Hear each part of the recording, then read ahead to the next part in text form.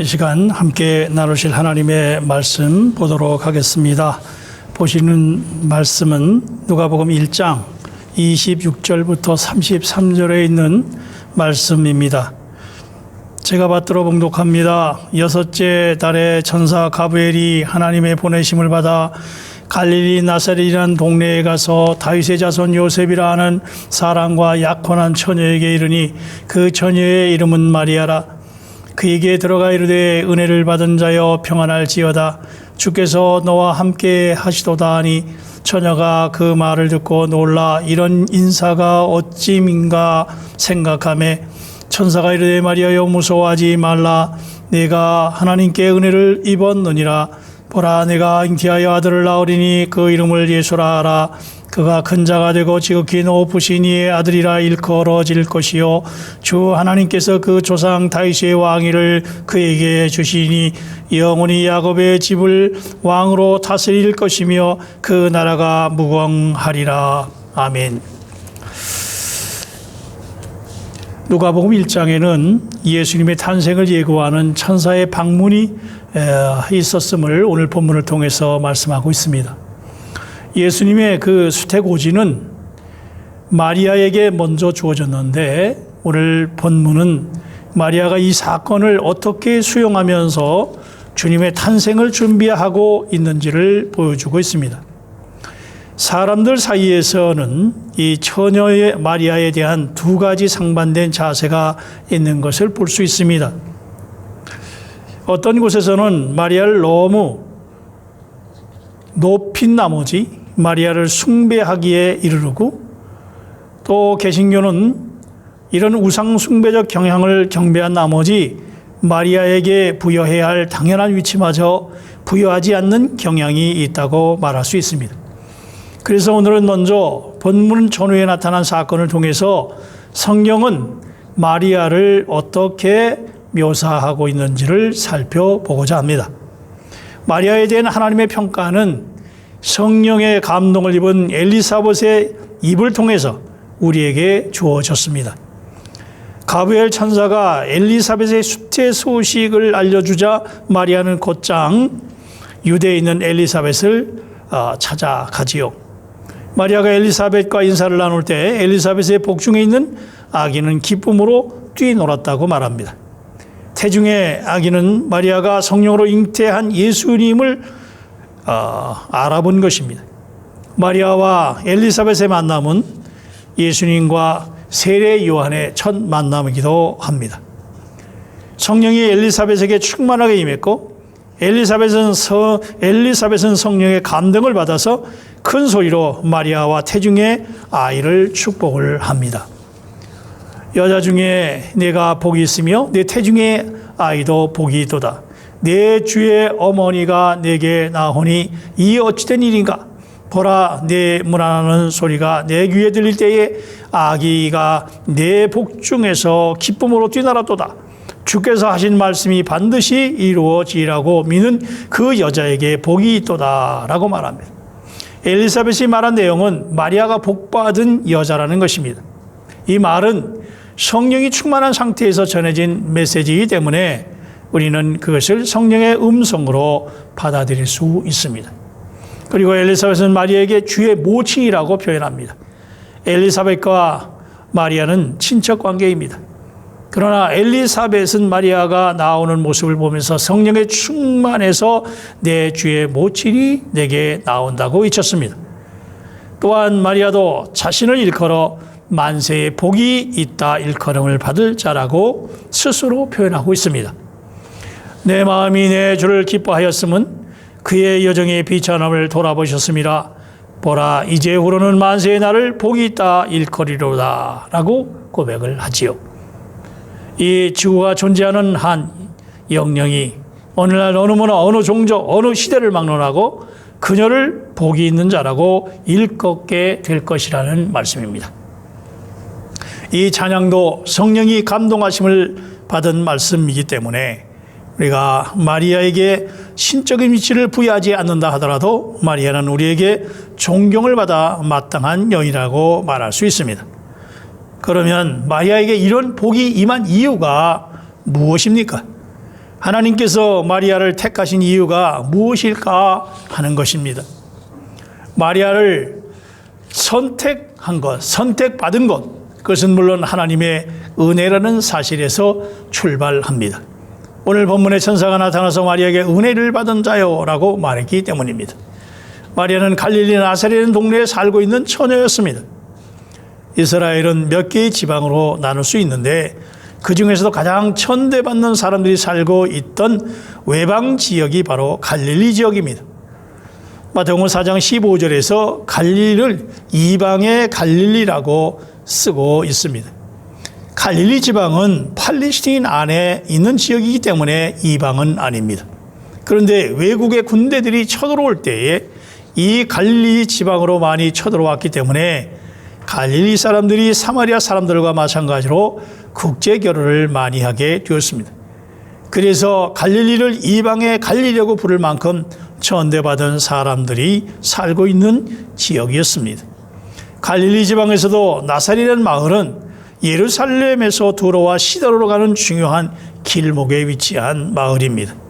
그래서 로마 군대나 장사하는 히랍 상인들은 반드시 나사렛이라는 마을을 통과해야 했는데 이렇게 군인이나 상인들이 많이 지나가게 되니까 지역사회가 정결하지 못했고 그런 이유로 나사렛은 예수가 나사렛 출신이라는 말을 들었을 때 깜짝 놀라면서 나사렛에서 무슨 선한 것이 날 수 있냐고 말했던 거지요.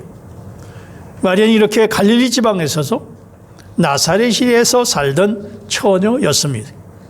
따라서 마리아가 선택된 것은 하나님의 은혜가 틀림없지만 누가복음 1장 30절의 말씀을 미루어 하나님께서 마리아를 선택하신 이유에 대해서 말씀하고 또한 추적해 볼 수 있습니다.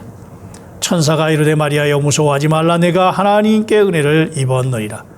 이 말씀은 마리아가 수동적인 입장에서 은혜를 받은 것처럼 기록되어 있지만 영어 성경에 의하면 마리아 편에서 하나님의 은혜를 추구한 흔적이 있습니다. 마리아가 특별히 훌륭하고 위대한 여성은 아니더라도 하나님을 사랑했던 여인임에는 틀림이 없습니다. 마리아는 천대받는 나사렛이라는 조그마한 시골 마을에 살았지만 유난히 하나님을 사랑했습니다. 그리고 하늘의 소망을 두고 메시아를 기다리고 있었던 경건하고 아름다운 여성이었습니다. 누가복음 1장 26절부터 28절에 수태고지라고 부르지요.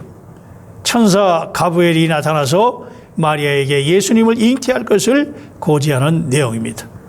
이때 은혜를 받은 자여 평안할지어다 라고 말하지요. 그런데 처녀가 임신해서 아들을 낳을 것이라는 말이 어떻게 은혜일 수 있겠습니까? 정혼한 처녀가 당시에 임신한 사실이 알려지면 돌에 맞아 죽게 되어 있는데 말입니다. 이렇게 볼 때에 마리아가 임신하게 된 것은 은혜가 아니라 수치요 죽음을 감수해야 하는 시련입니다. 그렇습니다. 어떤 이에게는 하나님의 은혜는 고통이 사라지고 원하던 바가 이루어지는 형태로 오고 어떤 이에게는 하나님의 은혜는 시련으로 찾아올 수 있습니다. 그러나 하나님의 뜻을 이룰 수 있다면 돌에 맞아 죽을 위험을 감수하게 되더라도 그것은 은혜입니다. 스데반이 하나님의 은혜를 받고 돌에 맞아 죽으면서 하나님 우편에 계신 예수를 바라보노라 선포한 것처럼 돌에 맞아 죽는다 할지라도 하나님의 뜻이 이루어진다면 그것은 바로 은혜라는 말입니다. 하나님께서 우리에게 베푸시는 은혜의 모습은 다양합니다. 하나님께서 우리의 간구를 들어주셔서 소원이 이루어지는 것도 하나님의 은혜이고 이해할 수 없는 고통과 시련을 당하는 것도 하나님의 은혜입니다. 중요한 것은 소원이 이루어졌든 고난이 왔든 하나님의 뜻이 이루어지는 것입니다. 어떤 형태로든 오직 하나님의 뜻이 이루어지는 것, 그것이 바로 은혜인 것입니다. 그러면 이제 마리아가 성탄에 대한 메시지를 받고 어떻게 반응했는가를 살펴보기를 원합니다. 본문에서 우리는 성탄을 맞는 마리아의 자세를 5가지로 생각해 볼 수 있습니다. 첫째는 마리아의 겸손한 자세입니다. 천사 가브리엘이 마리아에게 하나님께 은혜를 받은 자라는 사실을 통보했을 때에 천사의 말을 듣고 깜짝 놀란 마리아는 38절에서 고백합니다. 주의 여정이여니 말씀대로 내게 이루어지어이다. 여기서 여정이라는 낱말은 굉장히 낮은 계급의 여자 하인을 말하는 단어입니다. 그만큼 마리아는 자기 자신을 낮추어서 겸허한 자리에 두었던 것입니다. 저는 주님 앞에 말할 수 없이 연약하고 비천한 여인입니다. 종에 불과합니다. 라는 표현인 것입니다. 마리아는 이렇게 겸허한 자세로 하나님의 메시지를 받기 시작을 했고 성탄의 어마어마한 소식을 접하기 시작했던 것입니다. 이 여인이 겸손이야말로 하나님의 위대한 메시지를 받고 또 주님의 귀한 성탄을 기다리는 우리가 가져야 할 마땅한 첫 번째 자세입니다. 이것은 하나님을 사랑하고 주 오심을 기다리는 신앙의 삶에서 나온 표현이요 자세인 것이지요. 두 번째는 믿음의 자세입니다. 본문에 이어지는 34절에는 구체적으로 자신을 통해서 메시아가 잉태되고 탄생할 것이라는 메시지를 받을 때에 마리아가 반응합니다. 나는 남자를 알지 못하니 어찌 이 일이 있으리까? 이 말에 의심의 반응이 아니라 어떻게라는 방법을 질문한 것으로 보아야 하는데 이 질문에 천사가 말하지요. 대저 하나님의 모든 말씀은 능하지 못하심이 없느니라. 그러자 마리아가 말합니다. 주의 여정이여니 말씀대로 내게 이루어지이다 하며 천사가 떠나니라. 이후에 마리아는 엘리사벳을 만났고 성령은 엘리사벳을 통하여 말씀합니다. 주께서 하신 말씀이 반드시 이루어지라고 믿는 그 여자에게 복이 있도다. 마리아는 자기에게 베풀어진 말씀을 믿었고 또 그 말씀이 증거한 메시아가 자기를 통해서 탄생되리라는 사실도 믿었습니다. 마리아는 이 믿음으로 자기를 통해서 이 세상에 영광스럽게 나타나실 메시아를 기다리고 있었던 것입니다. 이 대림신앙의 삶이 천사의 말에서 즉각적으로 반응을 하는 주의 여정이니 말씀대로 내가 이루어지이다 라고 말할 수 있었다는 말이지요. 세 번째는 순종의 자세입니다. 마리아가 이르되 주의 여정이니 말씀대로 내가 이루어지이라다 라는 이 말씀은 믿음의 수락일 뿐 아니라 한 걸음 더 나아가 순종인 것이지요. 원하시면 저를 사용하실 수 있습니다. 제가 그 말씀 앞에 순종하겠습니다 라는 의미입니다. 우리는 이 사건을 쉽게 말하고 있지만 그때의 상황으로 돌아가 마리아의 입장에서 생각해보면 이 순종은 값비싼 대가를 치를 각오를 수반하고 있다는 것을 알 수 있습니다. 아직 결혼이 성립되지 않은 상태에서 여자가 아기를 가졌다는 소문이 떠돌게 될 때 자신이 겪게 될 이 수모를 마리아는 왜 생각하지 않았겠습니까? 이 순종은 죽음까지 각오한 순종인 것입니다. 누가복음 2장 34절에 기록된 시므온의 예언처럼 마리아는 칼로 찌르는 듯한 아픔과 고통을 겪으면서 살아야 했습니다. 예수님을 잉태한 그 순간부터 사랑하는 아들이 십자가에 달리는 광경을 직접 목격해야 했던 마리아의 삶은 죽음까지 각오한 순종이었습니다. 네 번째는 헌신의 자세입니다. 헌신이라는 말은 앞에서 다룬 순종의 자세와 깊은 관련이 있습니다. 이것은 하나님께서 사용하시도록 자신의 몸을 그분께 내어놓는 것입니다. 34절에서 마리아가 어떻게 이 일이 가능하겠냐고 물었을 때에 35절에 천사가 이야기합니다. 성령이 내게 임하시고 지극히 높으신 이의 능력이 너를 덮으시니 이러므로 나실 바 거룩한 이는 하나님의 아들이라 일컬어지리라. 하나님의 임재를 상징하는 구름이 장막에 덮이듯 성령의 능력이 마리아에게 덮일 것이라는 이야기입니다. 하나님은 우리의 자유의지를 꺾어가면서까지 순종을 요구하시지는 않습니다. 주께서는 우리의 스스로 이 순종을 주 앞에 드릴 것을 요구하십니다. 그럴 때 우리가 드린 말은 주님 원하시면 저를 사용하실 수 있습니다. 라고 대답해야 할 것입니다. 마리아는 몸만 들인 것이 아닙니다. 잉태의 사건이 고통과 어려움을 가져다 주시는 것을 내다보면서도 마리아는 찬양하고 기뻐합니다. 그리고 고백합니다.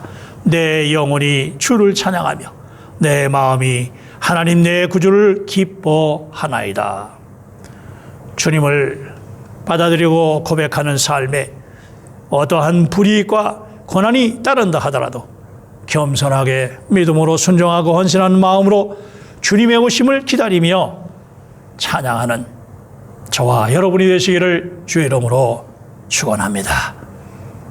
기도합니다. 사랑과 은혜가 충만하신 아버지 하나님, 어떠한 고난과 고통이 온다 할지라도 하나님의 뜻이 이루어지는 것이라면 순종하며 나아갔던 마리아의 그 믿음이 오늘날 우리의 믿음 될 수 있도록 도와주시고 이 대림 기간에 주님을 기다리고 또 다시 오실 주님을 기다리는 우리의 신앙의 삶이 되도록 하나님이여 역사해 주옵소서. 예수님의 이름으로 기도하옵나이다. 아멘.